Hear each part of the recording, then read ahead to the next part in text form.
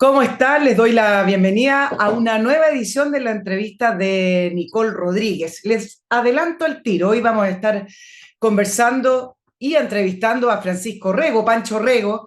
Ustedes lo van a recordar como fundador y también vocero de Con Mi Plata No. También es vicepresidente de la Mesa de Renovación Nacional y me gustaría obtener de él su mirada acerca del nuevo proceso constituyente de este nuevo acuerdo al que quiere llegar los partidos políticos y también saber cuál es su mirada sobre la posición de la centro derecha en el mapa político del país, qué es lo que tiene que ofrecer la centro derecha en este siglo XXI, en este año 2022 hacia adelante. Antes de comenzar con la entrevista, siempre les recuerdo, pero es que lo tengo que hacer, que se suscriban a mi canal en YouTube simplemente haciendo clic en suscribirse y poniendo la campanita, porque a veces me escriben y me dicen, Nicole, no me llega ningún aviso de tus entrevistas. Pongan la campanita, ese es el aviso que les va a llegar alertando que ya hay una nueva edición de la entrevista de Nicole Rodríguez. También agradecer enormemente a quienes se han suscrito a Patreon apoyando a este buen periodismo, el periodismo independiente, como lo llamamos con nuestro equipo de producción, y cada día tenemos más, siempre es insuficiente. Necesitamos seguir aumentando sus patrocinios en Patreon, por lo tanto yo los invito a que se suscriban haciendo la colaboración o el patrocinio de la manera que ustedes puedan y quieran. Nuestro mail del programa nicolperiodistachile@gmail.com, ahí siempre recibo sugerencias de entrevistados, críticas, comentarios, análisis, informaciones, me llegan por montón, y también contacto con nuestros auspiciadores. A propósito de auspiciadores, tengo que comenzar saludando a Master Cook Casinos, servicios gastronómicos. Ustedes siempre piensan, bueno, ¿y si contrato a alguien que se haga cargo de la alimentación de mi oficina o de mi empresa? Pero empiezan problemas con la comida, que no le gusta a los funcionarios, que no le gusta a los empleados, empiezan a quejarse y reclamar que la comida tiene sabor a plástico. Ese no es el problema con Master Cook Casinos, porque esto es una concesión de casinos de alimentación para empresas con especialidad en cocina in situ. Con Master Cook, su empresa obtiene la mejor calidad, una grata atención y supervisión directa de sus dueños. Por Dios que es importante que las empresas siempre estén bajo la mirada de sus dueños. No es lo mismo, ¿no? Ustedes saben, la empresa cuenta con personal altamente preparado para brindar servicio de excelencia y así se aumenta también el bienestar de los colaboradores. Qué importante es comer bien en las empresas y en las oficinas, y con Master Cook usted le va a dar esa sensación, ese servicio de comida en casa. Es almorzar en el trabajo, pero como en casa. Contáctese a ventas@mastercook.cl o visite www.mastercook.cl. También, si va a viajar o tiene que ir al aeropuerto y no sabe cómo, está pensando en llamar ese transfer, está pensando en llamar a ese Uber o taxi que en una de esas le cancela el viaje, olvídese, solucione su viaje al aeropuerto con MC Parking, que es la solución para poder estacionarse de una manera económica y fácil muy cerca del aeropuerto. Consiste simplemente en reservar online, llega directamente al estacionamiento, por ejemplo, a través de Costanera Norte o Autopista Vespucio Norte, y un bus de MC Parking lo va a llevar a la puerta del aeropuerto. Es un servicio disponible 24/7 de lunes a domingo y incluye además el transporte directo al aeropuerto y también de regreso a su auto. Seguridad 24 horas, guardias, alarmas, es un terreno muy bien custodiado. Importante que se reserve con anticipación, ya que la tarifa depende de la anticipación de la compra, y además asegurarse un espacio, porque ahora a fin de año usted sabe que el aeropuerto tiende a llenarse más, empiezan a existir más viajes de ida y vuelta, por lo tanto asegure su espacio, así su auto queda custodiado, seguro, y su viaje mucho más fácil y relajado. www.mcparking.cl, aparece la información en pantalla.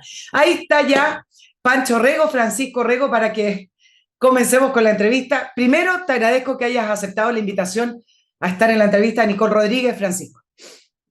No, Nico, muchas gracias a ti por la invitación, por participar, por invitarme a participar de este espacio. feliz de poder conversar un poquito de política y lo que se nos viene a futuro, de este gobierno que estamos teniendo. Yo creo que son muchos temas, poco tiempo, así que hay que darle nomás. Le damos de inmediato. Vamos a comenzar con el nuevo diálogo constituyente, la nueva negociación del proceso constituyente, porque tu figura empezó a surgir a propósito de La Voz, de Con mi plata no. Yo sé que tú fuiste dirigente estudiantil, tienes trayectoria y tienes experiencia política, pero principalmente comenzaste a hacerte conocido con la vocería de Con mi plata no y participación asesorando a la convención que tuvimos. Entonces, me interesa saber tu opinión y que podamos conversar sobre este nuevo proceso constituyente donde ya varios analistas han hecho la misma simulación a propósito del baile de máscara, donde ningún partido quiere realmente decir lo que piensa o lo que quiere.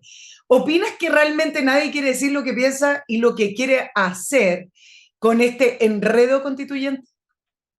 Oye, lo primero es que efectivamente nos hicimos un poquito conocidos ahí trabajando en la plataforma Con Plata No, en la Convención Constitucional, a objeto de defender los ahorros de los trabajadores, propiedad privada, libertad de elección, entre otros puntos que nosotros levantamos, pero ya veníamos trabajando un poquito la defensa de la idea de la libertad desde Sin Filtro, la temporada 1, que a veces pasa un poquito a colada y Iván Valenzuela se nos enoja, ¿ah? Porque no lo mencionamos como es conductor del programa, ¿ah? Y ahora todo el mundo recuerda Sin Filtro 2 con Gonzalo Feito. Sí, Pero efectivamente, acá se ha dado un proceso de conversación en el Congreso, que es un proceso de conversación que lo primero que tenemos que rescatar es un proceso mesurado, tranquilo, con harta conversación. No es un proceso apurado donde tú estás negociando con la pistola sobre la mesa, como nos ocurrió para el 19 de octubre, donde el acuerdo se cerró, acordemos, no, horas de la madrugada en un día de negociación mm. con mucha urgencia sobre la mesa, y era básicamente porque estabais negociando contra la destrucción del país. No nos olvidemos de eso, no nos olvidemos que nos estaban destruyendo el país, nos estaban destruyendo toda la urbe, los centros urbanos, la delincuencia estaba absolutamente desatada, no había farmacia o servicentro en ninguna comuna grande de Chile que no se hubiera salvado del vandalismo. Entonces, esa conversación y esa negociación, al ser de un tenor muy rápido, muy vertiginoso, no tuvo un buen marco conceptual en el cual se desarrolló la Convención Constitucional. Por eso, por ejemplo, cuando nos vamos al artículo 135 de la Constitución y vemos los límites que se le fijaron a la Convención Constitucional, nos acordamos que eran los tratados internacionales, las sentencias judiciales ejecutoriadas, la democracia, que democracia tampoco estaba muy bien especificada, y el concepto de república. Y uno decía, mira, los bordes, esos 4 bordes, perfecto. Y si no se cumplen, ¿quién lo hace cumplir? Es que esa parte se nos olvidó. Bueno, la Corte Suprema. Era la Corte Suprema. Se podía recurrir. No, porque la Corte Suprema solamente podía meterse en materias de infracción a las normas procedimentales. Exacto. Cuando, por ejemplo, no se pusieran de acuerdo los 2/3, o cuando estos chicos quisieron cambiar, no sé si te acordáis, que quisieron cambiar los 2/3 por 3/5 por mayoría simple, principalmente impulsado por el Partido Comunista.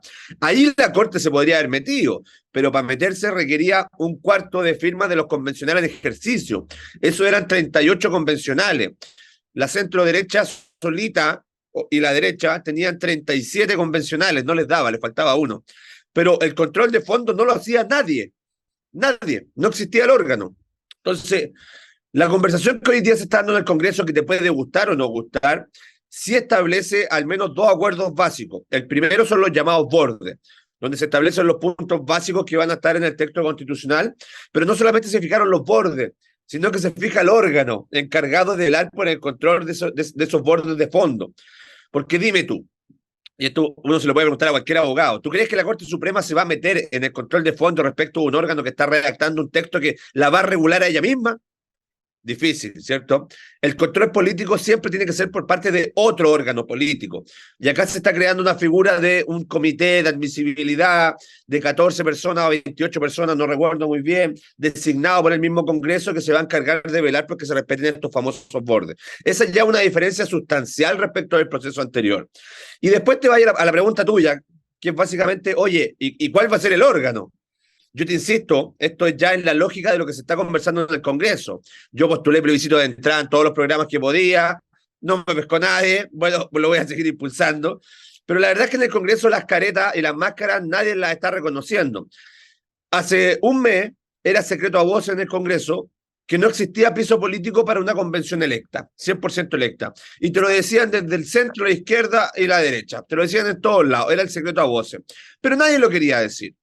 Y el gobierno, de una forma bastante hábil, creo yo, empezó a presionar. Y empezó a presionar a través de sus ministros.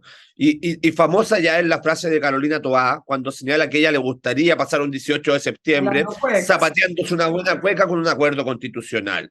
Y eso porque ellos sabían que en la medida en que el acuerdo se cerrara rápido, iban a repetirse las lógicas de la convención. Lógicas de la convención que favorecen, sin duda, la idea de una izquierda más radicalizada, tanto en representatividad como en impulsar acuerdos que fueran de tinte estatista. Y eso lo leyó muy bien el gobierno, y hay que decir que Chile Vamos casi pisa el palito. Estuvimos a centímetros de que Chile Vamos te aprobara un acuerdo la primera semana. Y ahí es cuando todos levantamos la alerta y dijimos, ay, compadre, bájese un poquito la moto, relájese, consúltela a las bases, hable con la gente que se la jugó en la campaña. Ese 62% no es solamente de un sector político, de ese tiempo, básicamente de ese tiempo. Y el de ese tiempo ha significado que en la actualidad, hace cuestión de días, personeros como Tomás de Rementería, diputado del Partido Socialista, como Raúl Soto, Raúl Soto del PPD y expresidente de la Cámara de Diputados, ya están reconociendo públicamente que no hay ningún espacio para un órgano 100% electo. Esa idea para la casa. El problema es que hay ciertos sectores del Partido Socialista que siguen impulsando la teoría de un órgano 100% electo. Y yo estoy pensando principalmente en Camilo Escalona, que te vino a desarmar el tablero. Yo creo que las conversaciones hoy en día están por un comité técnico designado por el Congreso, en el peor de los casos de carácter mixto, una parte designada por el Congreso y una parte electa. No. Estoy pensando y creo que estamos en no más de 50 personas y en un plazo de funcionamiento de no más de 6 meses. Siento que si no se cierra el acuerdo esta semana, nos vamos a dilatar hasta el próximo año. ¿Y sabes por qué? Y con esto cierro, para dejarte otra pregunta. Porque el Frente Amplio no quiere acuerdo. Sí. Así de simple. El Frente Amplio y el Partido Comunista no quieren acuerdo porque con la calculadora en mano saben que no van a llegar a un cuarto de los convencionales. Bueno, vamos por parte, Francisco, con respecto a eso. Mira, con respecto a secreto a voces, que nadie quiere ir a elecciones y que además no está el ánimo para una nueva convención replicada como lo que ya vivimos. Siempre me he cuestionado con respecto a la derecha. Hablemos de la derecha y de la centro derecha porque tú estás ahí y tú conoces la interna. Sí. ¿Por qué tiene que ser alguien? Algo conoce. ¿Por qué tiene que ser alguien de amarillo? Y acá voy a hacer un paralelo. Sí. Porque se levanta Amarillo a decir, antes del 4 de septiembre, ¿saben qué más? Esta constitución así, no. Ok, queremos una nueva constitución, pero no esta. Sin ningún tipo de vergüenza, sin ningún tipo de trauma, se dieron un paso adelante, cruzaron la vereda a decir, con esta constitución no. Y me parece, yo acá tengo una opinión y puedo estar equivocada según lo que tú veas, pero nuevamente me parece que fue Amarillo el que la plantea clarito en el sentido de decir, ¿saben qué más? No hay el ánimo para hacer una nueva convención, hagámosla corta, hagámosla práctica, hagámosla fácil, porque sí queremos una nueva constitución, pero no queremos una nueva convención.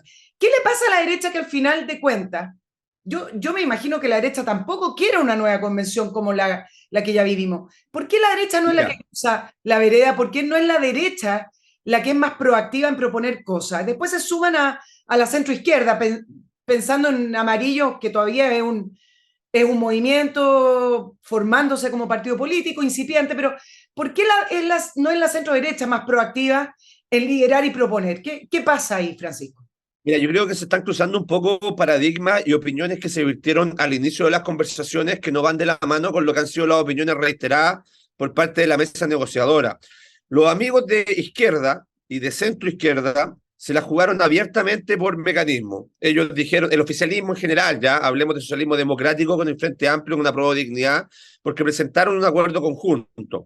Y ellos hablaban de un cabildo constitucional, 100% electo, en un principio de 140 y algo, después bajaron a 100, terminaron en 99, 90 electos por la ciudadanía, 9 electos en escaños reservados, un comité de expertos como que trabaje en calidad de proyecto, pero que sea acompañante no vinculante, un plazo de funcionamiento de 5 meses. Ah, perfecto. La oposición, en este caso Chile Vamos, porque los amigos de Republicanos no han querido ser parte de las conversaciones, entonces hablamos solamente de Chile Vamos, no se han casado con ningún mecanismo. Yo esto lo conversaba ayer con el Guille Ramírez y le preguntaba a Guille, ¿hay acuerdo o no hay acuerdo? Y el Guille me decía, mira, nosotros si el acuerdo es bueno lo vamos a firmar, si el acuerdo es malo no lo vamos a firmar, pero nosotros nunca hemos dicho ni hemos señalado cuál es el mecanismo con el que nosotros nos vamos a casar. No hemos dicho 100% electo, no hemos dicho mitad y mitad, no hemos dicho que nos vamos a casar con un mecanismo en particular. Se habló mucho desde Chile Vamos de un órgano de 50 miembros electos, pero en general 50 miembros electos, pero que no era ningún tipo de mantra. Y que va muy en la línea de lo que decía Raúl Soto también, que ha sido uno de los principales negociadores por parte del socialismo democrático, de que no hay que casarse con ninguna opción. Ahora, ¿quién tira el mantel? Amarillo. Si hay que decirlo con todas sus letras. Los que vienen a tirar el mantel son amarillos y lo hacen a través de una declaración pública y dicen, oye, oigan muchachos, a ver, paremos el deseo, paremos la tonterita. Nosotros hicimos una campaña y la hicimos bien clara. Rechazamos por una mejor.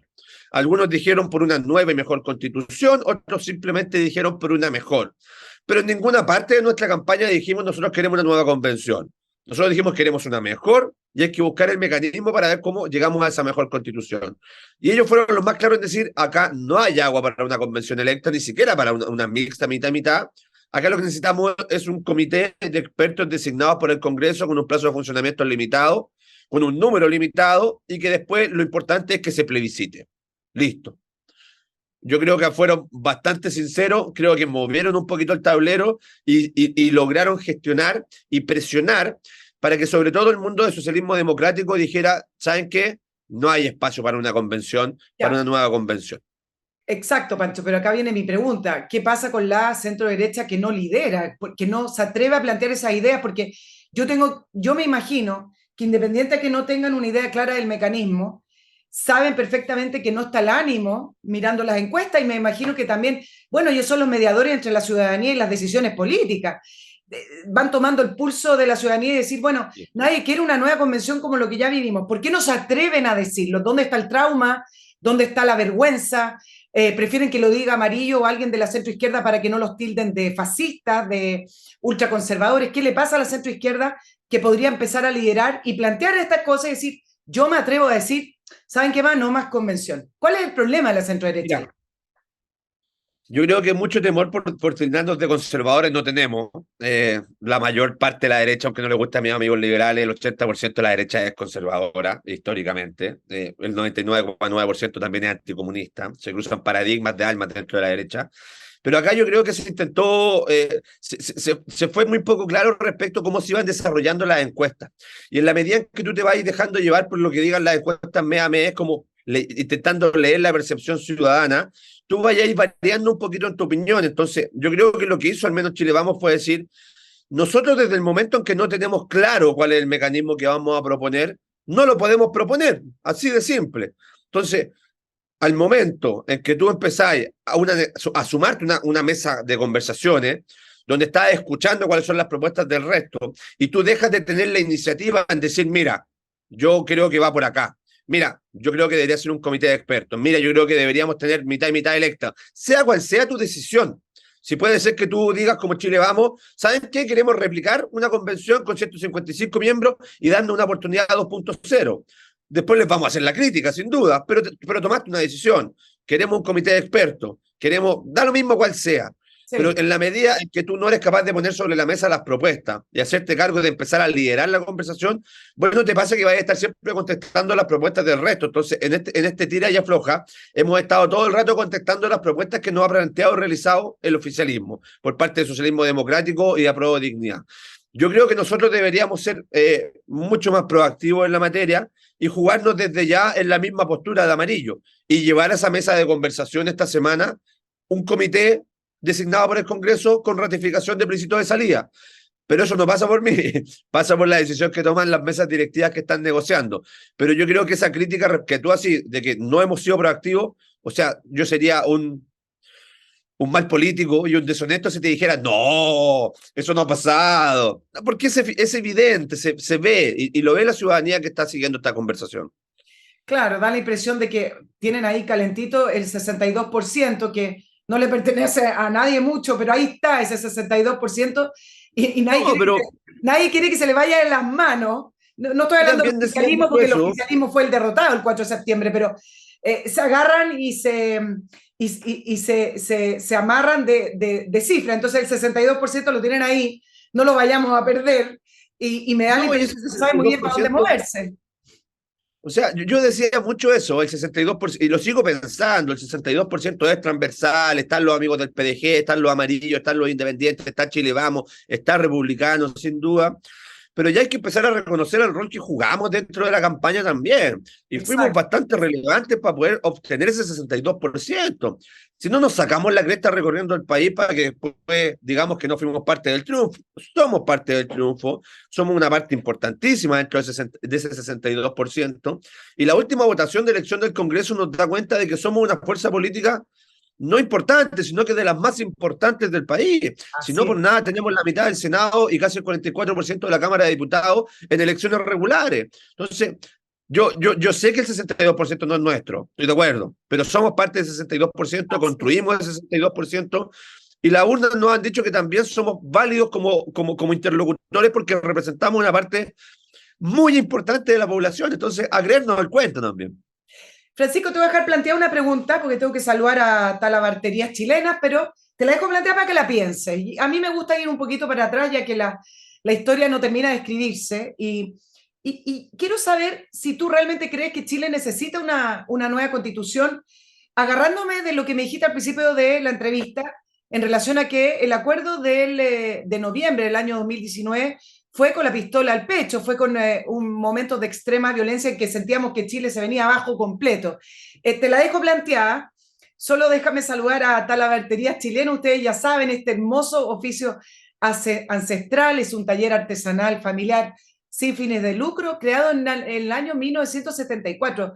Para quienes tienen empresas o han sido personas emprendedoras, saben lo difícil que es mantenerlas, pero este taller y esta artesanía ha sabido mantenerse en el rubro estable, con sus diseños que son manufacturados artesanalmente y que sirven para regalos, como también artefactos y elementos corporativos para las personas, empresas e instituciones, especialmente del área del turismo, la hotelería y la gastronomía. Son 48 años donde han recibido innumerables premios a la creatividad y también al diseño. ¿Qué los caracteriza? Bueno, nosotros en Chile tenemos artesanía, pero acá hay algo muy exquisito, acá hay algo muy especial. Su atención personalizada en el mesón. Ellos además realizan los talleres para aprender este oficio y además sus diseños y materiales con formas, tramas y texturas artesanales que no los encuentran en cualquier lugar, sino que exclusivamente en talabarterías chilenas, en cuero exótico y elementos naturales chilenos de alta calidad. Ahí en pantalla también aparece el contacto en el 569918 31934. También pueden escribir al mail raimundojaramillor@gmail.com o entrar a la web directo para comprar regalos en www.talabarteriaschilena.cl. Francisco, te hice esa pregunta antes de la mención a talabartería. ¿Necesitamos, según tu visión, tu posición además política, una nueva Sí. constitución en Chile, o realmente fue algo con lo cual la izquierda y la oposición del momento a Sebastián Piñera negoció porque era parte de su agenda política?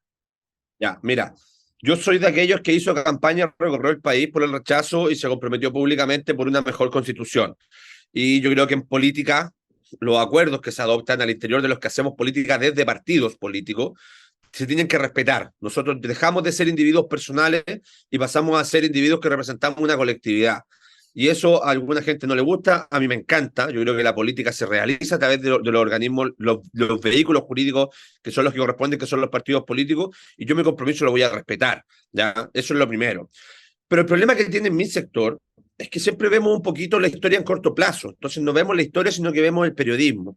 Y nos hacemos cargo de analizar lo que ha sucedido en el último tiempo desde la perspectiva de 4 años. 5 años, pero no analizamos historias que son procesos de 70 años, 50 años.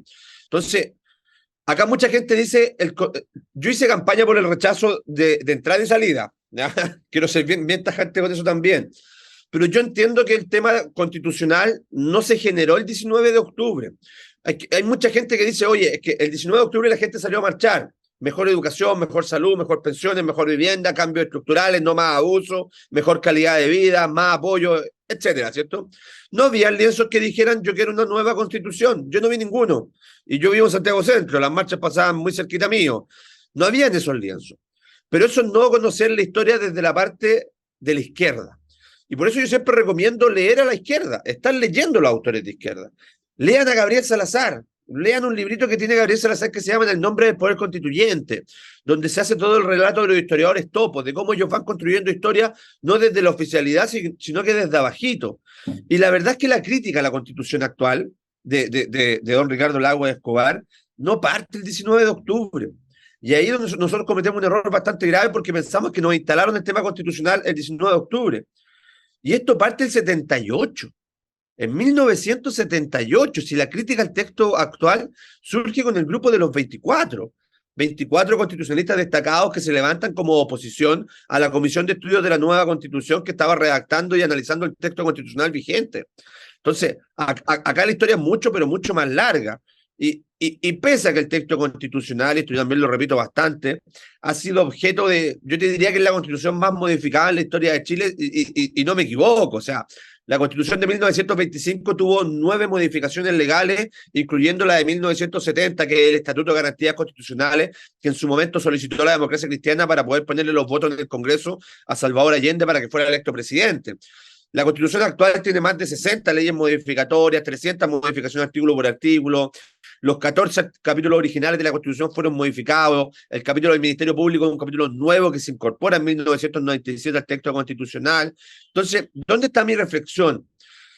Yo soy un enamoradizo de la idea, no de los instrumentos. Yo creo que nosotros lo que defendemos son ideas. Y las ideas que están en el texto constitucional vigente, sobre todo en su capítulo primero, que es base de la institucionalidad, son las ideas a las que yo me voy a aferrar, como dice nuestro querido presidente de la República, como perro. Porque ahí están las ideas que me representan como persona. Claro, pero acá es donde vienen los enredos. Tú me dices, bueno, el tema constitucional no surge el 19 de octubre, sino que surge el 78. Pero pareciera más bien una discusión política, una discusión académica, y no tenía bajada en la ciudadanía. Sin ir más lejos, el candidato que perdió frente a Sebastián Piñera proponía dentro de sus prioridades, que era Alejandro Guillé, cambiar la Constitución. Era parte de sus prioridades y no ganó ese candidato. Ganó Sebastián Piñera con una propuesta de clase media protegida. Entonces, está bien. Sí.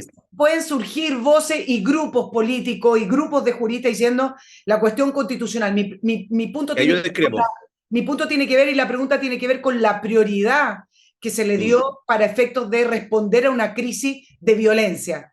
Y bajo tu mirada, si es que efectivamente hay que continuar ese proceso y cambiarla. Ahí yo discrepo, porque nuevamente mi punto es que esto no surge en 2019. La discusión constitucional siempre es una discusión de élite, ¿ya? Siempre. Y sobre todo de élite intelectual y académica. Es un tema que los abogados nosotros estamos viendo y lo estamos conversando desde que entramos a estudiar Derecho en primer año de la universidad. O sea, nosotros siempre estamos leyendo autores que están constantemente criticando los procesos constituyentes, y yo de todos los libros que he leído sobre cambio constitucional, creo que tengo uno solo que defiende el texto vigente, que es el texto de don Raúl Bertelsen en defensa de la Constitución. Entonces, literatura de izquierda respecto a la crítica constitucional hay por montón, y ahí está también una crítica a nuestro sector. No salimos a defender la idea a través de la literatura, a través de los intelectuales. Por eso el libro de Mansuy es muy bueno. Nos fuimos quedando en silencio, porque nos fuimos quedando en silencio no solamente en lo público, sino también en lo intelectual. Ahora, pensar que este es un tema que se instaló solamente hace un tiempo reciente, y tú me decías, ¿cuál fue el candidato que perdió con Sebastián Piñera? Guiller, ¿cierto? ¿Cuál fue el primer presidente que planteó la modificación constitucional completa en su plan de gobierno? Eduardo Frei. Claro, pero... Eduardo Frei, 1994. Entonces, yo creo que no hay que desconocer que efectivamente para la izquierda y la centroizquierda, el tema constitucional siempre fue un tema. Y fue un tema que se intentó zanjar en el 2005 y lamentablemente en esa época, donde en buena hora se eliminan los senadores designados, senadores vitalicios, el gran error que cometió el presidente Ricardo Lagos fue no haber plebiscitado esa reforma. Porque en el caso de haberla plebiscitado, tuviese bajado mucho la intensidad del cambio constitucional. Déjame Ahora, el como... momentum pasó. El momentum Pero pasó. déjame entenderlo como de prekinder, digo yo. Ok, tú dices, hay que defender ideas, por ejemplo, las bases de la actual constitución. ¿Qué es lo que hay que cambiar de la actual constitución que nos impide, te lo voy a poner desde otro punto de vista, poder seguir caminando hacia el desarrollo o nos impide tener un modelo de sociedad correcto? ¿Qué es lo que hay que cambiar si en la primera parte de la constitución actual están las bases que defienden las libertades y algunos principios que me parece que son acordes a una democracia? Entonces mi pregunta es, ¿qué es lo que hay que cambiar entonces? Muy poco, muy poquito. De hecho, si tú me preguntáis cuáles son los temas en los que hay que meterle ojo, yo en mi cabeza como repasando un poquito los capítulos de la Constitución, yo te diría que tenemos que meternos mucho en Ministerio Público. El Ministerio Público tenemos que ver cómo rearticulamos el Ministerio Público a fin de otorgarle a nivel constitucional mayores herramientas y fijarle metas. Y sobre todo en materia de autogeneración del poder del Ministerio Público. En materia de poder judicial, que es otro capítulo muy importante de la Constitución, en la conceptualización de Montesquieu, de separación de poderes del Estado, independencia, checks and balance, tenemos que buscar los mecanismos de autodesignación del Ministerio Público. La figura del Consejo de la Magistratura es un temazo que hay que meterlo a nivel constitucional. Para mí ese es un tema, sobre todo pensando, por ejemplo, en las críticas que existen hoy en día respecto a la elección de jueces, vinculado con el Ministerio Público respecto de lo que es la elección del fiscal nacional, ¿cierto? En materia de Tribunal Constitucional, también tenemos que meterle un poquito mano, porque no puede ser que todavía tengamos la disputa de si los 10 miembros del Tribunal Constitucional tienen que fallar por unanimidad, ¿verdad? Porque eso no está resuelto a nivel constitucional y es un temazo. En materia de bases de la institucionalidad, yo te diría que tienen que haber ciertas incorporaciones y guiño hacia incentivos del Estado que miren hacia la consagración de derechos sociales. Eso es súper relevante. Y eso va muy de la mano con modificar el capítulo 3 de la Constitución, donde se incorporan los derechos y garantías fundamentales de las personas. ¿Por qué? Porque si bien nuestro texto constitucional fue, por ejemplo, pionero, o sea, no han copiado nuestra protección del medio ambiente, que fuimos la primera que lo puso, no han copiado la figura del recurso de protección, por ejemplo, la Corte de Costa Rica. Nosotros nos quedamos con los derechos de primera y segunda generación, pero los de segunda generación todavía no están bien consagrados a nivel de texto constitucional desde la perspectiva de los incentivos. Yo creo que tenemos que tener incentivos respecto al acceso a la vivienda digna, adecuada y propia. Hay que tener incentivos respecto a mejorar la educación, la salud, las pensiones. De hecho, nosotros presentamos una propuesta de materia constitucional a objeto de consagrar un sistema mixto a nivel constitucional que consagrara los incentivos del Estado para una pensión garantizada financiada con impuestos generales. Tiramos el tejo un poco pasado, sí sé, pero hay temas donde nosotros nos podemos efectivamente meter. Los mecanismos de reforma constitucional también podríamos añadirle un poco. Cuestiones que yo creo que deberíamos incorporar. Nosotros nos jugamos mucho con una defensoría de las víctimas, porque la Fiscalía no se hace cargo de las víctimas. Entonces hay que tener a nivel constitucional un organismo que se preocupe de la víctima común y corriente, no la víctima de violaciones de derechos humanos, de detenciones desaparecidas, la víctima común y corriente. Pancho, entonces, también deberíamos tener incentivo. Déjame interrumpirte para preguntarte lo siguiente. Entonces, si hay contenido en los cuales la Me faltó lo más importante, perdón, lo más importante. Adelante. Sistema político. Sí, es ahí donde tenemos que meterle mano a la Constitución, el sistema político. Nosotros estamos trancados políticamente y ningún gobierno va a poder gobernar bien mientras no tengamos un sistema político que permita destrabar estos entuertos de oposición y gobierno. Tenemos un presidencialismo, pero en la práctica funcionamos como un parlamentarismo a la chilena. Entonces, ahí hay que meter mano. Y creo que eso es lo más importante porque es la salita de máquinas de la Constitución. Bueno, sí, le metieron mano para cambiar el binominal y quedamos en un sistema proporcional que no da mucha gobernabilidad. Entonces, ¿hacia dónde hay que meterle mano ahora? También es proporcional, pero es el proporcional menos proporcional de los proporcionales. Exacto, pero también es un sistema proporcional. Dice, hay que meterle mano, pero ¿hacia dónde le metemos mano? ¿Cambiamos nuevamente el sistema electoral en el Congreso? ¿Volvemos al binominal o le metemos mano al presidencialismo? O sea, si me preguntáis a mí, sí, volvemos al binominal. Yo no sé por qué lo cambiamos. De hecho, ya, miremos un poquito Inglaterra, ¿ah? Ahí se van a volver más locos, nos van a decir, ya estáis volviendo un poquito más locos. Pero yo creo que en la medida en que tengamos un sistema multipartidista, muy fraccionado, sin la posibilidad de llegar a grandes conglomerados que establezcan dos polos de discusión, vamos a seguir con la fragmentación. El grave problema que tiene el sistema proporcional, como que tenemos hoy en día, es que grupos muy pequeños que antes hacían mucho ruido por fuera del Congreso, hoy en día tienen la posibilidad de hacer ese mismo ruido dentro del Congreso y te van generando fricciones políticas. Entonces, yo creo que ahí necesitamos que los verdaderos expertos, ya no el pelado va de la tía Pikachu o la Lisa Loncón, sino que los verdaderos expertos nos digan, mira, estos son los modelos internacionales. Acá tenemos estas ventajas, estas desventajas. ¿Hacia dónde podríamos mirar nosotros? Pero siempre partiendo de la tesis de que tenemos un sistema multipartidista que es la base de todos los problemas que tenemos con los sistemas de representatividad.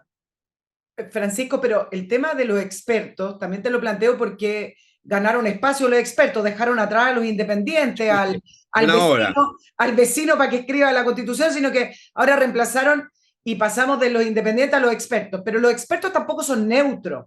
Entonces, ¿no te da la impresión de que el famoso tema de apoyar tanto a los expertos también podría causar una desilusión en la gente, en la línea en que al final se van a dar cuenta que no existe el experto neutro que está por sobre cualquier consideración como una especie de consejo de todas las tierras, sino que más bien son expertos que tienen también una línea política y una línea ideológica, ¿no? Oye, el mejor ejemplo de ello es ver a Fernando Atria, ¿no? Experto. Exacto. Bueno, abogado, no sé si experto, pero abogado. No, yo te lo digo, experto, de tomo y lomo, ¿ah? Un autor al menos conocido en el mundo académico, un profesor destacado de la Universidad de Chile, con varios libros a su hombro y debates bastante interesantes con Crispi, con Ruiz Tagle. No, te puede gustar o no gustar, pero experto es. Lo mismo Jaime Baza, te puede gustar o no gustar, a mí no me gusta, pero yo tengo sus libros, ¿ah? Y estos libros tiene el hombre, entonces escribe. Y en nuestro sector, nuestros expertos no estuvieron muy metidos en la convención, pues, ¿ah? Entonces, nuestros mejores expertos constitucionalistas, Fernando A., Soto, Gómez, Avilés, que son profesores que a mí se me vienen a la cabeza, pero muy rápido, bueno, no estaban haciendo el contrapeso político dentro de la convención. Entonces, lo neutro no existe, si seamos bastante sinceros con eso. Es como cuando a mí me enseñan en la universidad, en Constitucional 1, que hay constituciones ideologizadas y constituciones neutras. No existen las constituciones neutras. Si desde el momento en que tú adoptas decisiones, como que es más importante el rol del Estado o la persona, ya estáis tomando decisiones políticas que te ponen en vereda opuesta. Si la principal diferencia entre derecha y izquierda es persona, rol del Estado y principio de realidad. Así claro, de simple. Pero cuando se habla de constituciones neutras, en realidad lo que te quieren decir es que la constitución permite, en la medida como está escrita, quizás una constitución más minimalista, permite que los gobiernos de turno puedan hacer reformas y cambios según la agenda o el programa de gobierno. Me parece que por ahí va la mano cuando hablan de... queda bastante claro, pero eso no es neutro. ¿Ah? Esas son constituciones bastante minimalistas que permitan margen de acción, pero desde el momento en que tú optas por un sistema político estáis decidiendo. O sea, exacto. Desde el momento que decimos que somos república y no monarquía, ya tomamos una decisión política. Exacto. Déjame preguntarte, yo te pregunté entonces qué es lo que hay que cambiar de la Constitución y mi pregunta tenía un sentido. Y mi sentido tiene que ver con que es poco lo que se escucha a los presidentes de los partidos políticos de la centro-derecha y a los parlamentarios o a los políticos de centro-derecha en general decir qué es lo que van a cambiar o qué es lo que ellos proponen cambiar. Y más bien uno se queda con la idea de que la centro-derecha quiere cambiar la Constitución, ya está metida en esto, para poder sacarse el estigma de la Constitución de Pinochet y que no le sigan diciendo cada nueva elección presidencial o parlamentaria, usted que defiende la Constitución de Pinochet. Queda esa sensación ante el vacío de contenido, Francisco. ¿Por qué no defienden los contenidos como tú, por ejemplo, hoy me pudiste responder la pregunta de los contenidos? Ya, es que yo trabajé en la Convención Constitucional y me dedico mucho al derecho constitucional, entonces está bien, pero bueno. yo no sé si el Guille, Jaime o Diego están tan metidos o estuvieron con toda la información que tuve yo en la convención. Entonces, por ejemplo, yo sigo dándole vuelta a qué más hay que cambiar y me empiezo a acordar de todas las iniciativas que presentamos como asesores junto a los convencionales. Y, por ejemplo, el Estatuto de Protección del Medio Ambiente que nosotros presentamos es que era de lujo. Nos hicimos cargo de principios de sostenibilidad, de sustentabilidad, de respeto al medio ambiente, de inversión, De verdad presentamos un muy buen estatuto. Ahí tenía otro punto, donde podéis meterle mucha cabeza. La derecha y la centro derecha en la Convención Constitucional presentó iniciativas en todas las áreas donde había que presentar iniciativas. Incluso presentamos iniciativas para actualizar la regulación de la propiedad privada. Mira, cuestiones que siempre se han visto como muy tabú dentro de nuestro sector. Sí. Nosotros presentamos iniciativas en materia de tribunal constitucional, de designación, de atribuciones. Nos hicimos, por ejemplo, muy cargo del control preventivo. Y dijimos, mira, acá démosle una vuelta, veamos si solamente nos quedamos con control represivo. Entonces, esa pega se hizo. Y tenemos hoy insumos. Y yo estoy muy conforme porque lo que hicimos fue defender muchas ideas y el sector nuestro se cuadró con los principios con los que había que cuadrarse. Cuando hablamos de familia, Estado, persona, individuo, propiedad privada, libertad de emprendimiento, libertad de elección, derecho a elegir el colegio, derecho de preferente a los padres, yo me di cuenta que todas esas peleas que uno decía, oye, esta derecha es más blandita, esta derecha es más dura, bueno, en los principios básicos nos pusimos de acuerdo.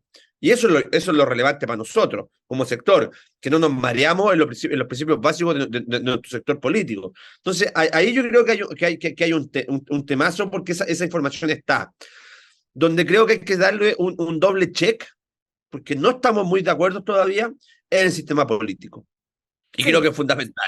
Pero a mí lo que principalmente me llamó la atención del proceso que vivimos con la nueva convención, con la constitución constituyente, es que esas bases y esos principios que tú dices, nos pusimos de acuerdo para defenderla. Por ejemplo, tú con mi plata ¿no es cierto?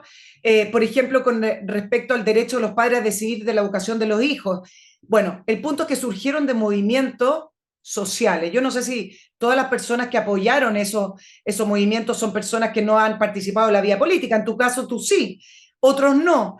Pero llama tremendamente la atención que esos principios de libertad deberían haber sido defendidos por la centro-derecha, pero sin embargo fueron esos principios levantados por movimientos ciudadanos. ¿Qué pasó ahí, Francisco? ¿Por qué No, esta yo ahí también vergüenza de discrepo. defender?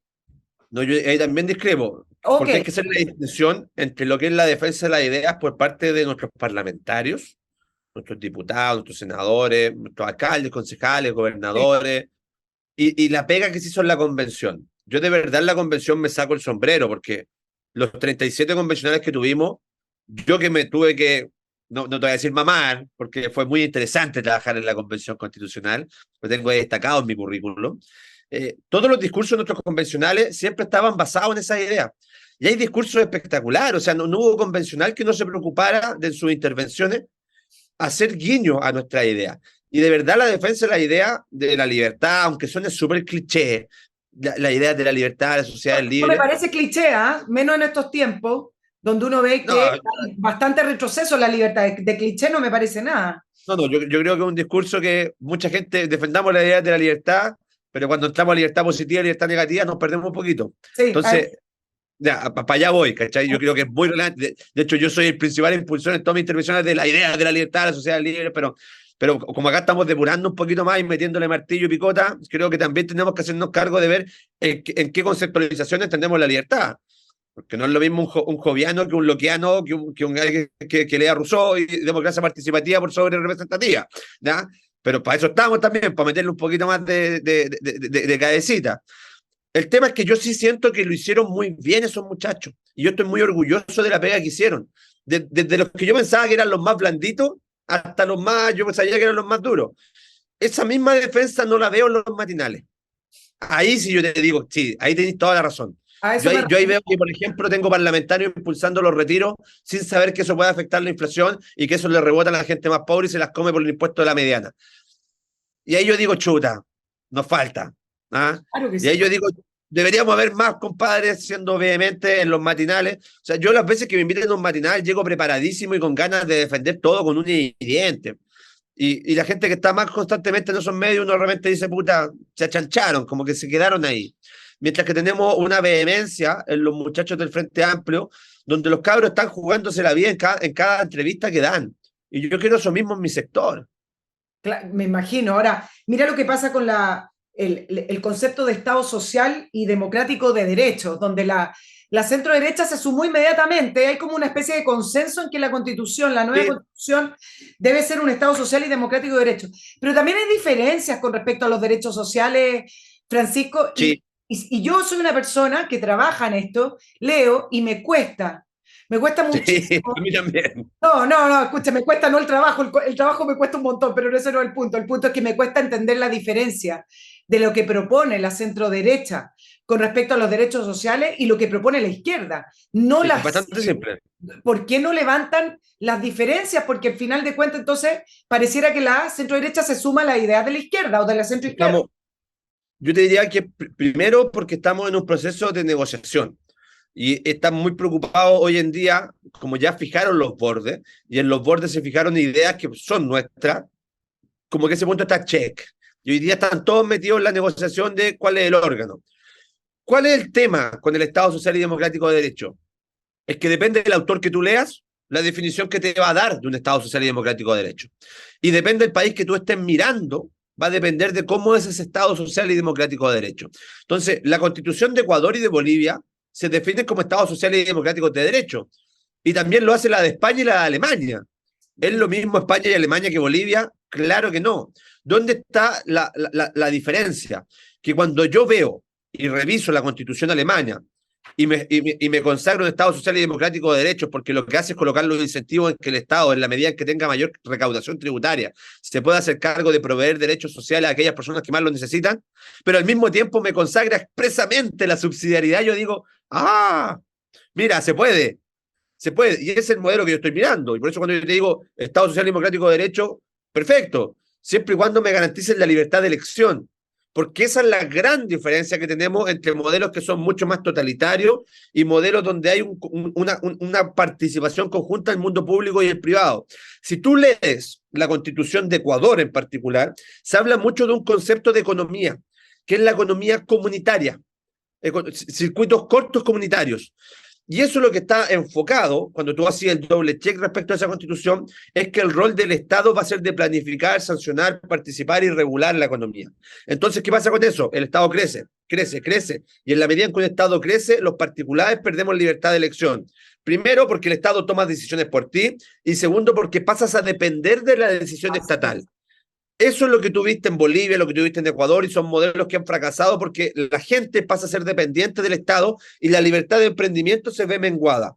Y si algo nos ha demostrado la modernización exacerbada que ha vivido este país a través del capitalismo, porque hay que decirlo con todas sus letras, es que la única forma de tener emprendimiento, crecimiento, desarrollo es a través de la libre iniciativa particular.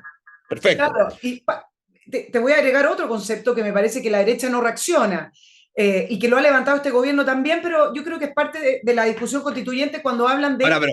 pero reconóceme que lo estamos haciendo. No, Yo intento hacerlo.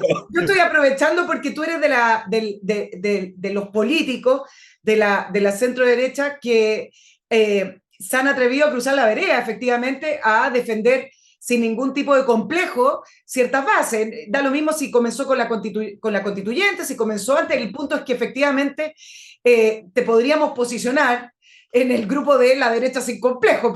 Por eso aprovecho de plantearte Sin duda. esta idea.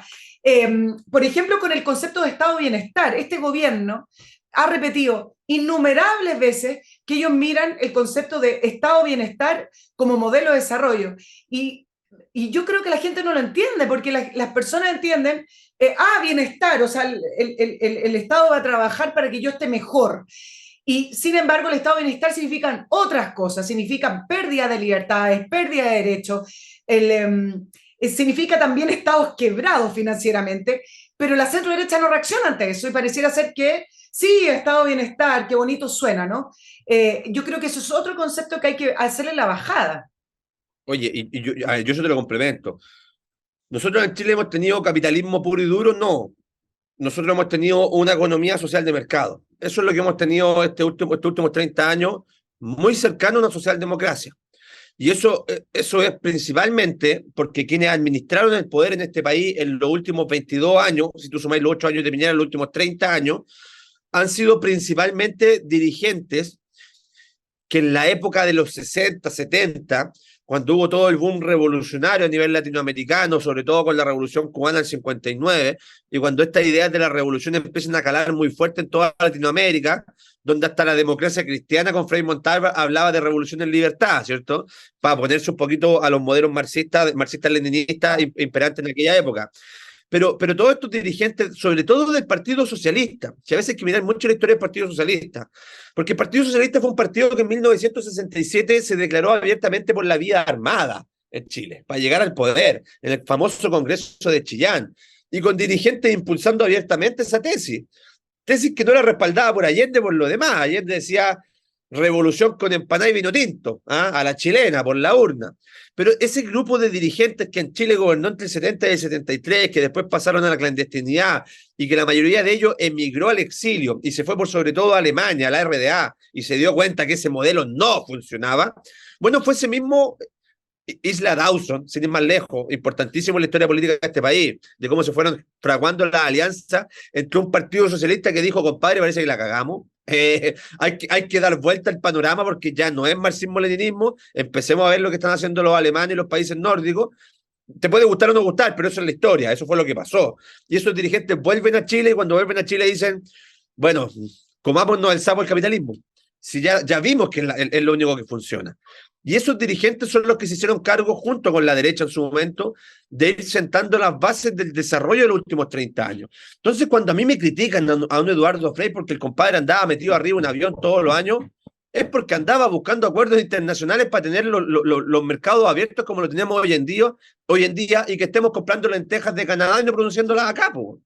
Sí, porque para el consumidor es más asequible. pero acá yo te voy a hacer un punto, que en el transcurso de estos 30 y 30 y tantos años de la concertación y por último la nueva mayoría que fue distinto, se fueron realizando reformas y esas reformas no apuntaron a aumentar la libertad de mercado, aumentar la competitividad, sino que creo que más bien las reformas fueron de a poco subiendo los impuestos y aumentando no sé si es la intromisión, pero aumentando la regulación y aumentando el rol del Estado, a través quizás de burocracia o a través de la legislación. Entonces, cuando se habla y se critica y levantan la frase, esa sí que es cliché, crítica al neoliberalismo, yo creo que la primera pregunta que hay que hacerse es, pero ¿qué es lo que nosotros estamos viviendo en el país? ¿Estamos viviendo realmente un neoliberalismo? Porque si uno realmente saca las características, está muy lejos del neoliberalismo. Entonces, acá vienen varias preguntas que te voy a hacer, Francisco, para que las puedas ir respondiendo. También, a medida que se fueron realizando estas reformas, me parece que la derecha se fue fundiendo con la concertación en las ideas.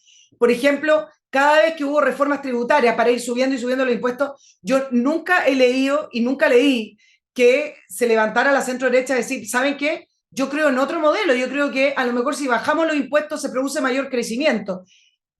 Lo estoy simplificando para poder hacerte la pregunta. En esa línea, ¿te parece que también la centro derecha se fue extraviando en el camino? A ver, han habido reformas en ambos sentidos y se me vienen, por ejemplo, a la cabeza reformas que no hicimos a tiempo y reformas que sí hicimos a tiempo. Pensiones es la paradoja más clara de las reformas que no supimos realizar, pero que si lo hubiésemos realizado hubiesen ido en el sentido de nuestras ideas. Porque había que aumentar la capitalización individual en el porcentaje, claro que sí. Y había que destinarlo ¿a dónde? A cuenta individual. ¿Qué significa eso? Propiedad privada. ¿Qué significa eso? Respeto a la meritocracia, respeto al trabajo propio. ¿De qué son esas ideas? Nuestra. Ah, mira, hubiese sido una reforma en pro de nuestra idea. ¿A qué punto llegamos? Al punto de que Piñera propuso un 3 y un 3%, Bachelet un 5, en un 3 y un 2%, y llegamos a un Gabriel Boric de un 6%, todo a fondo común, estatal, de reparto. ¿De qué son esas ideas? De que el Estado crece y la libertad de las personas disminuye. No son nuestras, son del frente. Chuta, nos equivocamos. Después me voy a ejemplos como que se me vienen a la cabeza, muy rápido. En materia telefónica, ¿te acordás todo lo que costaba cambiarse de compañía telefónica en un momento y lo que costaban los planes en Chile? Eran caros, eran bastante caros, hasta que se sacó esta ley de la portabilidad numérica y los planes comenzaron a bajar y llegaron compañías y empezaste a competir como loco. Y no sé si lo puedo decir acá, pero WOM se te metió y te comió el mercado, ¿cierto?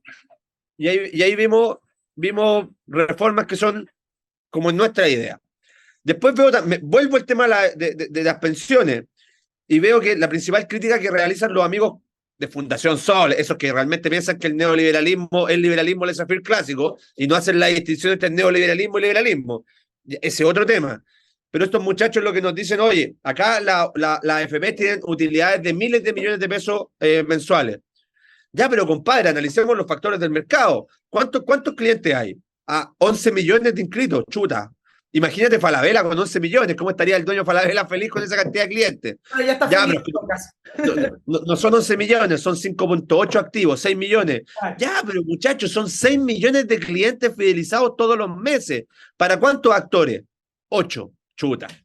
Ahí no hay libre mercado, ahí no hay competencia. Metamos más actores, entonces hemos caído en este círculo de no entender que en la medida en que tengamos mayor libertad y mayor competencia, quienes se ven beneficiados somos los consumidores. Somos los consumidores. Porque la economía no está para la redistribución. La economía, creo yo, y aquí me puedo equivocar, lógicamente, en mi postura, la economía está para crear las condiciones de desarrollo y de inversión. Y eso implica que en la medida en que tengamos marcos regulatorios que permitan la inversión, los ciclos económicos son virtuosos. Yo tengo inversión extranjera porque tengo seguridad en la estabilidad del país. En la medida en que tengo esa inversión extranjera, tengo proyectos de desarrollo a nivel regional. En la medida que tengo proyectos de desarrollo a nivel regional, doy mayor empleabilidad a los habitantes de las mismas comunas. En la medida en que esos proyectos son exitosos, tengo mayor cantidad de mano de obra. En la medida en que ese proyecto va creciendo, los sueldos de los trabajadores van creciendo. En la medida en que el sueldo del trabajador va creciendo, el ingreso familiar per cápita va aumentando. No veo el error en la lógica de aquello. Claro, pero ¿no te parece como concepto que cuando se habla de marcos regulatorios en Chile se confunde con más burocracia?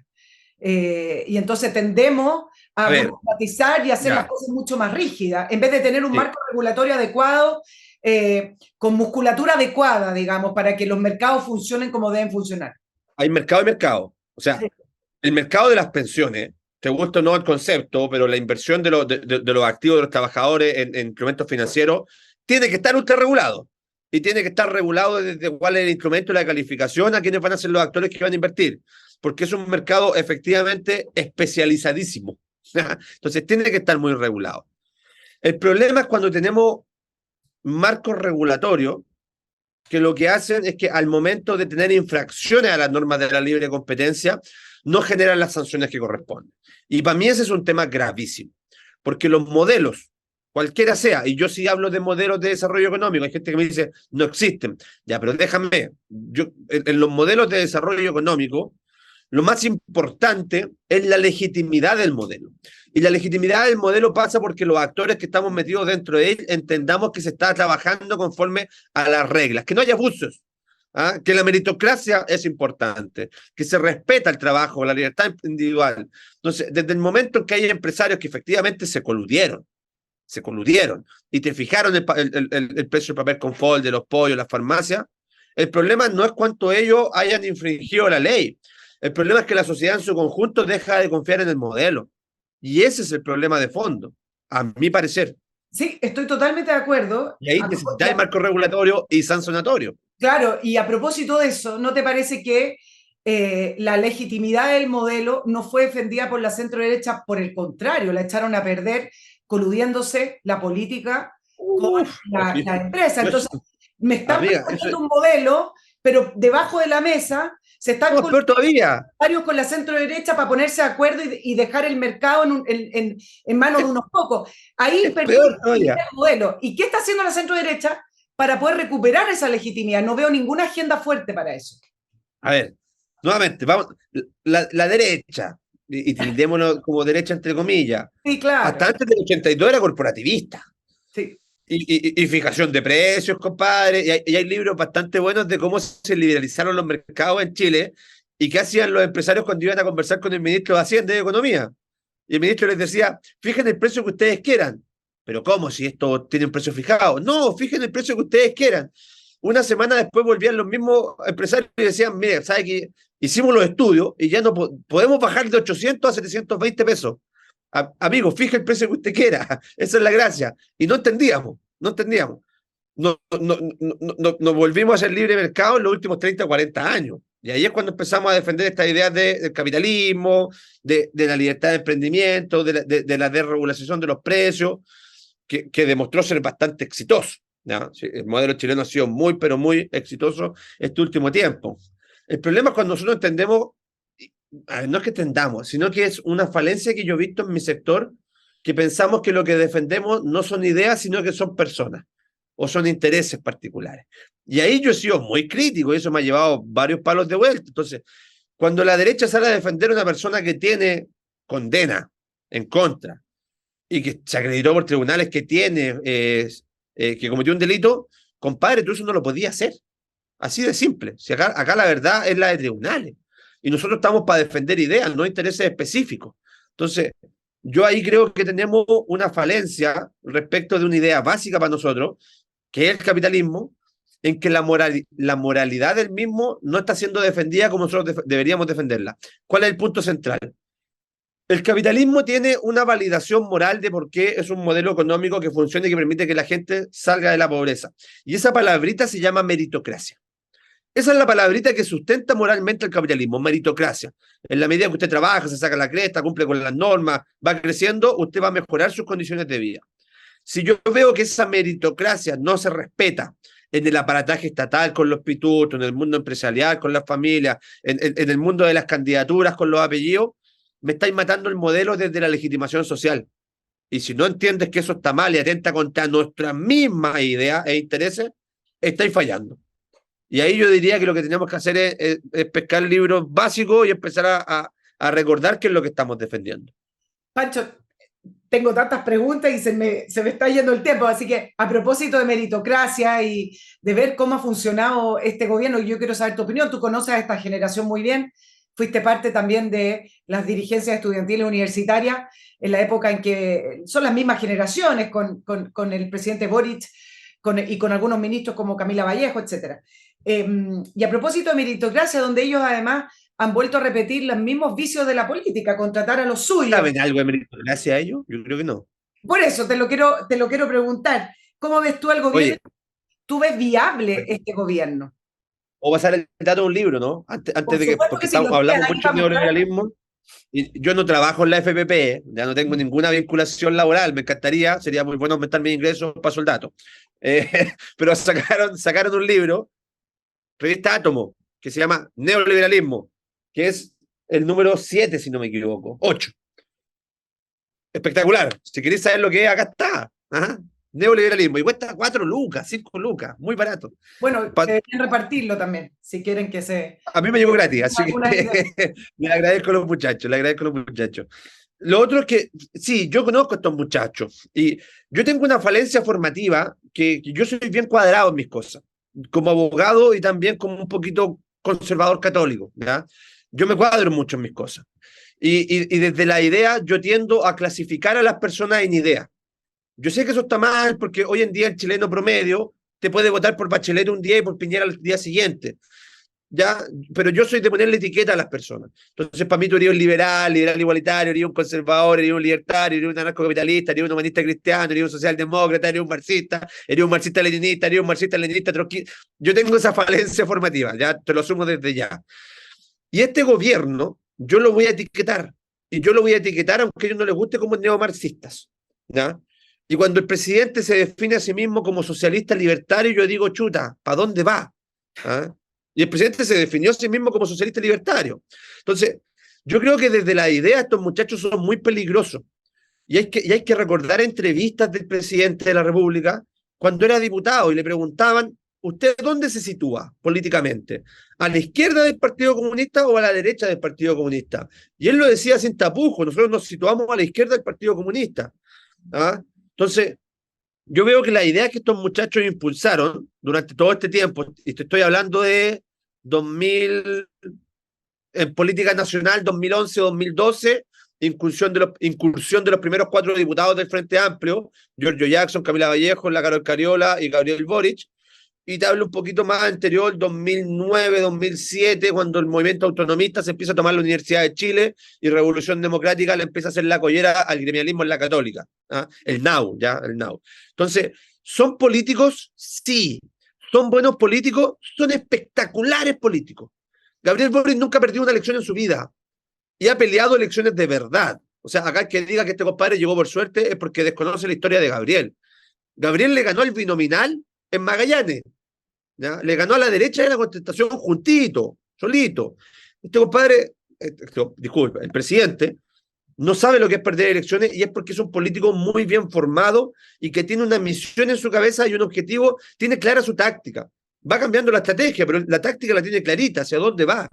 ¿Hacia Entonces, dónde va Francisco? Y te lo pregunto porque creo que hay muchas ganas de leer este gobierno como si es un socialismo democrático. ¿Hacia dónde va el presidente? Tú a lo mejor que lo conoces, lo lees mejor. Tiene distintas estrategias, como lo que hizo en segunda vuelta, pero ¿hacia dónde va? Y ahí también te pregunto, ¿cuáles son las ideas más peligrosas que tiene este gobierno para efectos de yo, desarrollo y crecimiento de Chile y el bienestar de Chile? a ver, dos en particular. ¿Hacia dónde va este gobierno? Este gobierno va, este gobierno, estos muchachos añoran la revolución con empanada y vino tinto, y lo han dicho públicamente, ¿ya? Sí. No, yo no estoy inventando nada. Entonces, venimos a terminar la labor inconclusa de Salvador. Queridos compañeras y compañeras, he tomado la decisión. Eso lo hemos escuchado mucho en las conversaciones internas de ellos. O sea, ellos creen realmente que el Estado tiene que ser un Estado interventor, y su propuesta de texto constitucional era el mejor ejemplo de las ideas de ellos. Por eso nosotros cuando decimos que el plebiscito del 4 de septiembre fue una ratificación o un rechazo respecto a las ideas de ellos, es porque ellos se jugaron la perspectiva de que iban a liderar una campaña porque esa constitución representaba su idea. Y yo esa constitución del 4 de septiembre te la puedo resumir en una palabra: Estado. Estado. Donde tú te metías había más Estado. Te metías en educación, Estado. Te metías en salud, Estado. Te metías en pensiones, Estado. Te metías en economía, Estado. Te metías en regulación del medio ambiente, Estado. Era más Estado. Y en la medida en que el Estado crece, ¿quién pierde libertades individuales? Las personas. Ellos tienen su hoja de ruta clara. Para allá van. Y por eso las palabras. Y Latorre es un personaje muy importante en el Frente Amplio, el senador Latorre. Él lo dijo abiertamente en el Mercurio. Nótese el oxímoron. En el Mercurio. Nosotros no vamos a renunciar a superar el neoliberalismo. Que te defina qué es neoliberalismo, cuestión de ellos, porque cada uno va a tener su propia definición de neoliberalismo, ¿ya? Y lo más probable es que estén pensando en liberalismo clásico, pero problema de ellos. Pero ellos van a eso, a una modificación del modelo económico. ¿Por qué? ¿Por qué? Porque son neomarxistas, esto yo lo voy a decir en todas sus letras. ¿Y por qué es importante entender que son neomarxistas?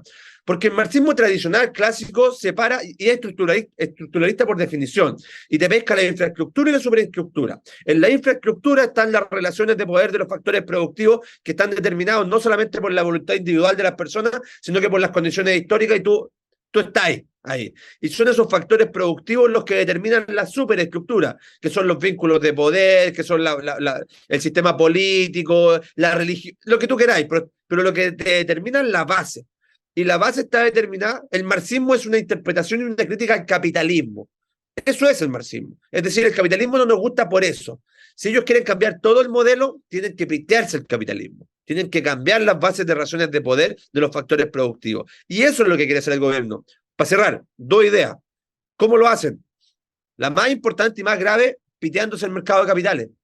¿Cómo lo harían? Terminando con la AFP o con cualquier tipo de gestor privado, porque es eso lo que mueve la economía chilena. Entonces a ti te puede gustar o no gustar el tema de la rentabilidad, pero si tenemos crédito a 30 años hipotecario es porque el mercado chileno permite que los bancos también se endeuden a 30 años. Sí, Tú claro. te piteas el mercado de capitales y te piteas el modelo.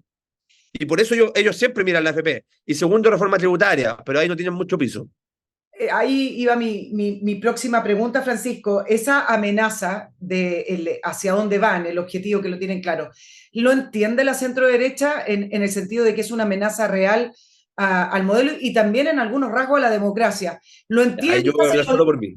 Se hacen los locos y responden de una manera muy con un No, buenismo. no, ahí yo ¿Entienden que lo con un siento, nuevo proceso constituyente van a voy a surgir responder de solo nuevo por mí. esas ideas?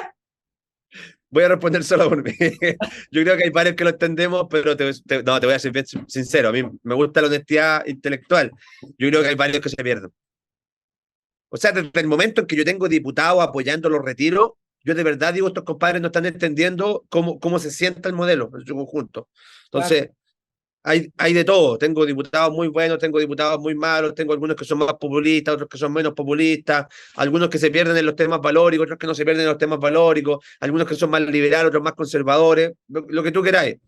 pero hay una matriz básica de defensa de ideas que no es tan complicada, porque están todas las declaraciones de principios de cualquier partido de derecha, desde republicanos hasta Evópolis, porque son bases centrales: la familia, la persona, la dignidad, la propiedad privada, el emprendimiento, la libertad de elección. Listo. Sí. Y en esa confusión, llamémoslo confusión, Hay de todo, ¿ya? hay de todo, pero Para la siguiente ¿no entrevista será, te voy a dar nombre y apellido. no será por ahí que el Partido Republicano está recogiendo a esas personas que esperan que le expliquen derechamente y que defiendan derechamente esas bases que debiera estar defendiendo la centro derecha, o esa amenaza que muchas personas y muchos ciudadanos vieron en la propuesta constitucional y que la siguen viendo en el gobierno? A lo mejor el Partido Republicano está recogiendo eso y no lo está recogiendo Chile Vamos. A ver, la experiencia del Partido Republicano como partido político es la más grande y la más importante que hemos tenido en los últimos 30 años. Yo no soy republicano, ¿ya? No sé. Tengo diferencias sustanciales respecto a temas valóricos, siendo yo conservador, pero entendiendo que la libertad es personal, y tengo diferencias respecto a la praxis política de ciertas cuestiones que a mí me parecen que van un poco más allá de lo que es el simple debate político. Lo he conversado con mis amigos republicanos, con diputados republicanos, y yo siempre le digo a mi compadre Cristian Araya que su deporte es pegarnos, ¿ah? Le encanta pegarnos, y a mí me encanta responder, entonces ahí tenemos buenos debates. El tema es que históricamente ellos metieron 14 diputados en una sola elección, les fue muy bien, muy bien. Pero yo soy un convencido de que los acuerdos se logran a través de impulsar el diálogo del centro político. Y esa es mi visión, y por eso yo soy de Chile Vamos, y me van a decir derecha blandita, bueno, todo lo que tú queráis, ya, pero sí lo soy, lo soy. Soy bien duro en la defensa de la idea, pero a mí me gusta dialogar en política, no tomar posiciones. Y ese es un problema que hemos tenido con la acusación de contradicciones que se da entre polos. Y a mí no me parece que esté mal, pero creo que todos cumplimos un rol distinto. Mi rol no es ese. Francisco, tengo que terminar, ya llevamos más de una hora y estaría 2 horas, pero ¿Serio? en la última CADEM tú figuraste dentro de las figuras emergentes de la centro derecha con un 62% de conocimiento. ¿Sabías que ibas a aparecer en la CADEM? ¿Te parece relevante? ¿Va en la línea de tus objetivos políticos de poder seguir creciendo políticamente y levantarte como un líder dentro de la centro derecha, o para ti es irrelevante y tú no quieres estar en primera línea y quieres estar en más académico o apoyando de otra manera? No, a ver, yo por definición política me defino a mí mismo como un actor político. Y eso implica que uno valoriza y revaloriza la profesión de la política. A mí no me gusta que políticos lleguen con una guitarra, porque no, porque no es la forma de hacerlo. Es el presidente de tu partido, Sí, oye. y lo he dicho, y se lo dije a él. Yo creo que hay formas y formas de hacer Desafortunado.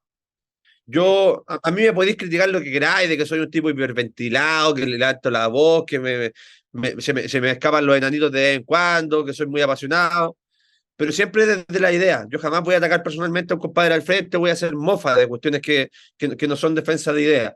Entonces, yo creo que la política es una profesión, que hay que revalidarla. Creo que estamos en política por 3 puntos principales, y todo político no debería olvidarse nunca de eso. Bien común, por eso estamos en política, no estamos por tener portadas de diario, por tener un programa de televisión. Estamos porque estamos convencidos de que de verdad podemos incidir en la vida de las personas a través de la política pública, mejorándole las condiciones de vida. Y eso es el bien común. Segundo, porque respetamos la dignidad del ser humano. Y es un principio fundamental que sobre todo los amigos de izquierda se olvidan mucho, porque piensan que las personas son reemplazables, marxismo puro y duro. Y el tercer elemento es la felicidad, que nos olvidamos que tenemos que ser felices y tenemos el derecho a ser felices. 3 elementos básicos de la política. Donde yo me veo de aquí a futuro, donde sea necesario. Si hoy en día estamos cumpliendo un rol, yo hablo como en tercera persona, como si fuera de verdad un político electo. Estoy cumpliendo un rol público en la defensa de la idea en medios de comunicación. Y eso ha permitido alzar la voz por mucha gente que no tenía esa voz. Algunos están contentos con lo que hago, otros piensan que soy medio blandito, otros dicen que soy un vendido, otros que soy un genio, no sé, hay de todo, ¿ya? Hay de todo. Pero No, creo que el rol está determinado por la contingencia histórica. ¿Me gustaría ser un político electo por la ciudadanía? Sí, pues. El político que no te diga que quiere ser presidente de la República porque te está mintiendo. Sí, Pancho, por pero eso. te lo preguntaba en el sentido de que una de las críticas a la centro derecha es que no ha encontrado el tono para hacer oposición y ha estado muy involucrada en el nuevo proceso constituyente, por lo tanto se ha diluido el rol de oposición y de plantear las ideas que le hagan contrapeso al gobierno.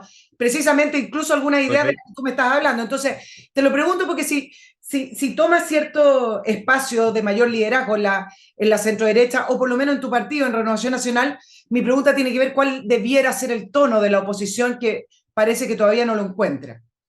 Yo ahí tengo una discrepancia porque creo que hemos sido muy buena oposición Ok. y que hemos sido una oposición bastante crítica y hemos sido bien duros, pero no hemos sido miserables, que es la diferencia que tengo yo con la oposición que tuvo el Frente Amplio respecto al gobierno anterior, porque ellos nos metieron acusaciones constitucionales día por medio, no nos Así. dieron ni la sal ni el agua.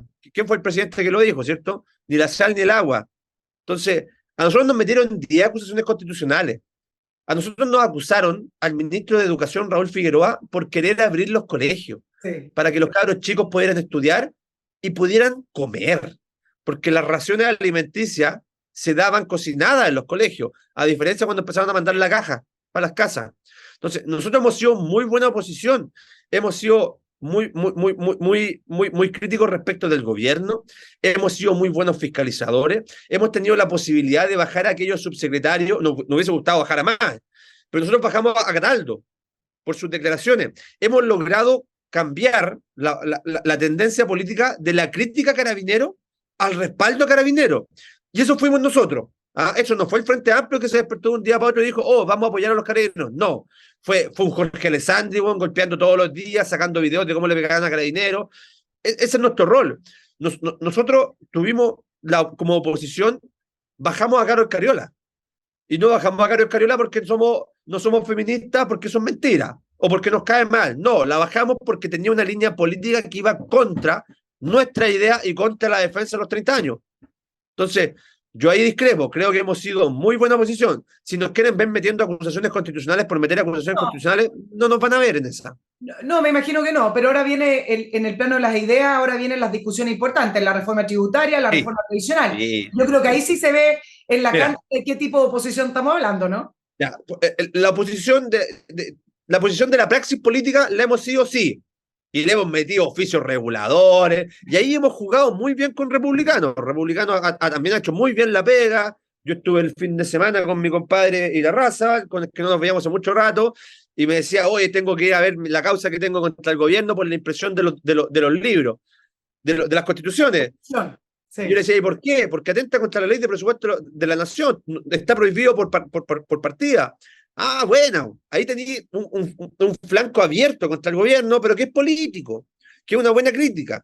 Lo que estamos haciendo ahora respecto a los oficios fiscalizadores en Santiago Centro por Iracy Hasler, de la no aplicación de la ley de aula segura. Esa pega se está haciendo, ¿ya? Y yo creo que ahí estamos súper bien, desde lo mediático hasta lo práctico de presentar oficios para estar fiscalizando. Pero viene la segunda patita, que es la que me decís tú, y que yo creo que esa es igual de importante que la otra, las dos son muy importantes, pero aquí vamos a ver de qué estamos hechos. Entonces, cuando veamos el 6%, y si yo tengo parlamentarios que me dicen, no, es que el 6% tiene que ir a reparto, upa. Ya, ahí yo digo, ya, ahí deseo todos los puntos y te digo, ya, estamos meando fuera el tiento. ¿Ya?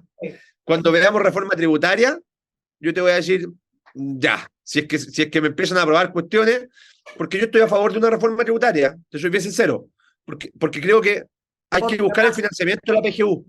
La PGU es fundamental, tenemos que financiarla de alguna forma, y eso puede ser a través de reforma, que es el peor de los casos, o redistribución. A mí me encantaría redistribución, sobre todo pensando que hay 5.000 millones de dólares del presupuesto de la nación que se pierden. Ahí tenéis las lucas, hay que buscarla.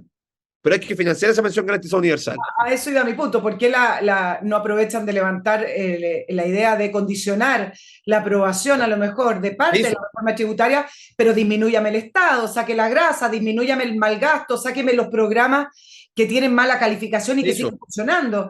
Me parece que también va la pelea, porque además con un Estado como funciona actualmente en Chile, el desarrollo no va a llegar. Eso es así por fórmula matemática. íbamos bien, po. Íbamos bien, hasta hace 5 años íbamos súper bien, ya hace 8 años. Oye, eso se ha hecho en la ley de presupuesto de la Nación. De hecho, se hizo y a mí no me gustó cómo se hizo. Y se hizo principalmente con la indicación de subir la PGU a 250.000 pesos. Así Y fue. yo ahí vi una inconsistencia de mi sector que a mí no me gustó. Y lo dije públicamente. Nosotros somos fieles defensores de la institucionalidad, del respeto al marco jurídico vigente. Eso implica respetar la Constitución, porque la Constitución sigue vigente, está con vida. Y nosotros nos opusimos a los retiros básicamente porque era inconstitucional, porque era una iniciativa exclusiva del presidente de la República en todas aquellas materias que afectaran la seguridad social, ¿cierto? Entonces, ¿cómo estamos metiendo indicaciones para subir la pensión garantizada universal cuando hay iniciativa exclusiva del presidente? Y de ahí creo que el único que hizo el punto político fue Johannes, que dijo, oye, no, no podemos estar en ambos, jugando al mismo juego de ellos. Entonces, yo creo que estamos siendo buena oposición, pero tampoco caigamos en las mañas que tenían los amigos del Frente Amplio. Y estoy pensando, por ejemplo, en cuando ellos nos rechazaron el presupuesto de seguridad 2021 para Carabineros, y tú te acordás que nos pidieron a cambio la renuncia de Víctor Pérez, la renuncia del general director Carabinero Pedro Rosa, la refundación de Carabineros y la intervención civil de Carabineros. Déjate joder. Entonces yo no quiero caer en lo mismo que caen ellos porque no somos iguales. Bueno, te voy a tener que dejar, Francisco, yo te voy a dejar invitado para una futura entrevista, van a surgir más temas, así que muchísimas gracias, Francisco Rego, vicepresidente de la Mesa Directiva de Renovación Nacional, fundador y también en su momento vocero con Mi Plata No, y una serie de otros cargos, además de abogado, etcétera. Francisco, Sí. muchísimas gracias por estar hoy en la entrevista, Nicolás. No, Nico, muchas gracias a ti por la invitación. Uno no es monedita de oro, eso yo lo he aprendido mucho este último tiempo y cuando uno toma decisiones políticas mucha gente se enoja. Nosotros tuvimos un compromiso en algún momento por una mejor constitución, yo soy de aquellos que pretende respetarlo. A través de un comité de expertos me hubiese encantado un plebiscito de entrada y un plebiscito de salida, pero en política no siempre vamos a estar de acuerdo en todas las cosas, pero creo que lo que nos une es la defensa de la idea y ahí es donde yo soy más ferviente. Entonces, en la medida en que estemos defendiendo las mismas ideas, creo que vamos a poder tener un buen asado y nos vamos a poder tomar un buen tecito para conversar siempre. Así que muy agradecido la invitación, Nico, y nos estamos viendo en futuro. Nos estamos viendo. Muchísimas gracias y que tengan una muy buena jornada. Chao, chao.